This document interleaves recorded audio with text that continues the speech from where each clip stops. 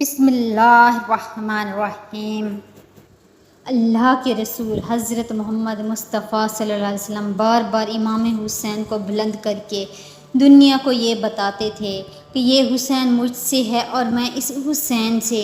اے لوگو، اگر اس حسین پہ کوئی مشکل وقت آ جائے اور یہ تم سے مدد طلب کرے تو اس کا ساتھ دینا، کیونکہ یہ جنت کے جوانوں کا سردار ہے، میرا خون ہے، میری اولاد ہے۔ لیکن افسوس، ابھی رسول اللہ کی رحلت کو تھوڑا وقت ہی گزرا تھا کہ کربلا کے میدان میں ایک طرف 9 لاکھ کا مجمع تھا تو دوسری طرف وہ حسین جس کو اللہ کے رسول اپنے کندھوں پہ سوار کرتے تھے۔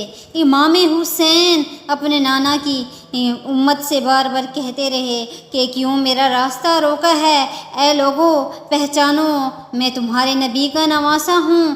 کیوں 3 دن سے میرے بچوں کو پیاسا رکھا ہے، میرے عزیز و وقار کو شہید کیا ہے؟ بتاؤ، کیا میں نے رسول اللہ کی شریعت میں کوئی تعمیر کی ہے؟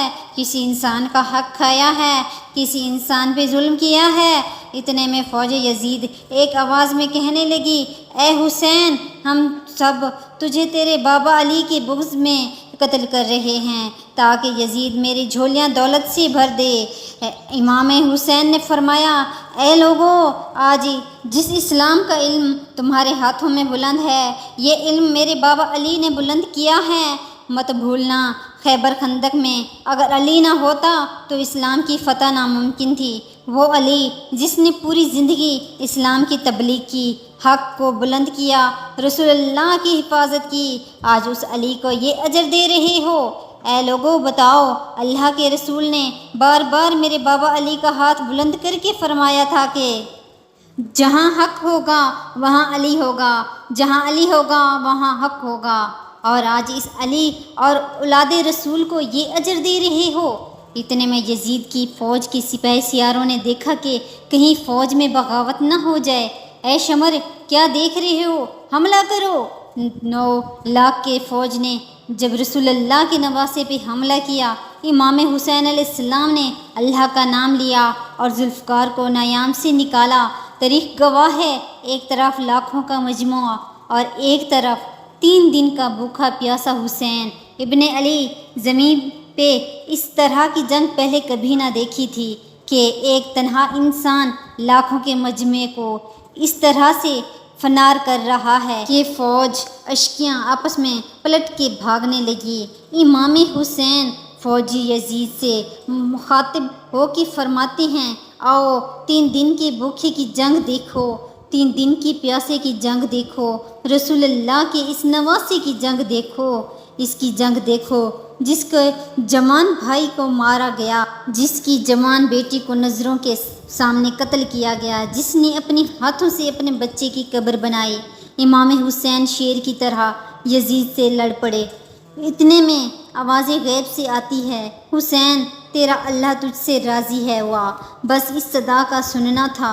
امام حسین علیہ السلام اپنی ذوالفقار کو تھام لیا۔ اتنے میں عمر بن سعید کہتے ہیں، شمر، کیا دیکھ رہے ہو؟ یہ علی کا شیر ہے، اس کو مات دینا ناممکن ہے، جاؤ خیموں کو آگ لگا دو۔ بس کچھ ظالموں نے بیویوں کی خیموں کو آگ لگا دی اور کچھ امام حسین کو طوال سے تیر مارنے لگے۔ امام حسین کبھی بیویوں کی خیموں کی طرف بڑھتے ہیں، کبھی فوج کی طرف جاتے ہیں۔ عمر بن سعید اور شمر نے فوج کو 4 حصوں میں تقسیم کر دیا اور یہ کہے کہ کوئی بھی حسین کے قریب نہ جائے، جس کے پاس جو چیز ہے وہ دور سے حسین کو مارے، جس کے پاس نیزہ تھا اس نے نیزہ مارا، جس کے پاس تیر تھے وہ تیر مارتے رہے، جس کے پاس پرچیاں تھیں وہ پرچیاں مارنے لگے۔ تاریخ نے لکھا، جس کے پاس مارنے کے لیے کچھ نہ تھا تو وہ کربلا کی طرف زمین سے مٹی اٹھا کے امام حسین کی طرف پھینکتے رہے۔ امام حسین کے جسم مبارک پہ ہزاروں زخم لگتے رہے۔ آپ کے جسم مبارک پہ اتنے تیر تھے کہ آپ کا جسم مبارک نظر نہیں آ رہا تھا۔ بس جیسے ہی نواسے رسول گھوڑے سے زمین پہ آتے ہیں، فوج یزید جھومنا شروع کر دیتے ہیں۔ لیکن اتنے میں وہ گھوڑا جس پہ آپ سواری کیا کرتے تھے وہ امام حسین کے چاروں طرف گھومنا شروع کر دیتا ہے تاکہ ان تیروں سے میں اپنے آقا حسین کو بچا لوں۔ وہ گھوڑا دوڑا ہی رہا تھا، اتنے میں عمر بن سعید نے کہا، اے لوگو رکو، میں نے اپنی آنکھوں سے دیکھا تھا اس گھوڑے پہ اللہ کے رسول سواری کرتے تھے، کہیں تیر اس گھوڑے کو نہ لگیں، اور یوں تیروں کو چلانا بند کیا گیا۔ افسوس ہے ان لوگوں کو اس گھوڑے کا تو احترام معلوم تھا جس پہ رسول اللہ سواری کرتے تھے، لیکن اس حسین کا احترام بھول چکے تھے جن کو حضور اپنے کندھوں پہ سوار کر کے امت کو دکھایا کرتے تھے۔